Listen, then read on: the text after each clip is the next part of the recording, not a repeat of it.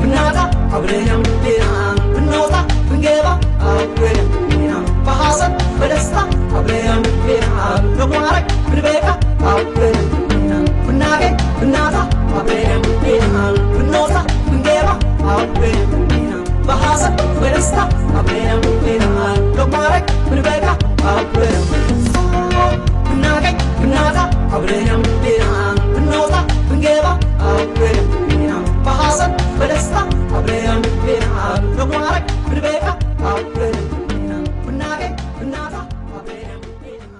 እሺዬ እንግዲህ በአዲስ ቪዲዮ መጥቷል ማለት ነው። ከሉልዬ ጋር የሉልዬን ጸጉር እየቆረጠለት አቤት እንደው ምን ይሻላል ያንተ ልጅ የኔ ውድ እንደው እግዚአብሔር ያሳድግልኝ። እንደው ተንገብግቤ ልትሞት እኮ ነው አብረሽዬ። ምን ይሻላል ግን እውነት በቃ ምን ልበላችሁ፣ በጣም ልጅ ይወዳል ታውቃላችሁ። ከፍቅርዬ ጋር ስሰራ እንኳን ማለት ነው።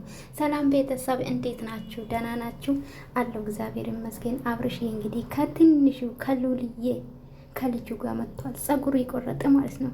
በዛ ላይ ልጁ ጸጉር የለውም፣ በቃ ለመቁረጥ ጓግቷል።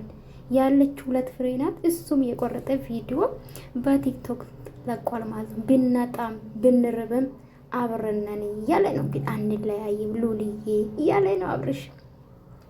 እግዚአብሔርን ሩታ ለአብርሽ ልጁን ብትሰጠው ማለት ነው ከማንም በላይ እናትም አባትም ሆኖ የሚያሳድግ ይመስለኛል። በጣም ጎበስ ነው ባይዘዌ የእናቱ ልጅ የአባቱ ልጅ ጀግና ማለት ነው።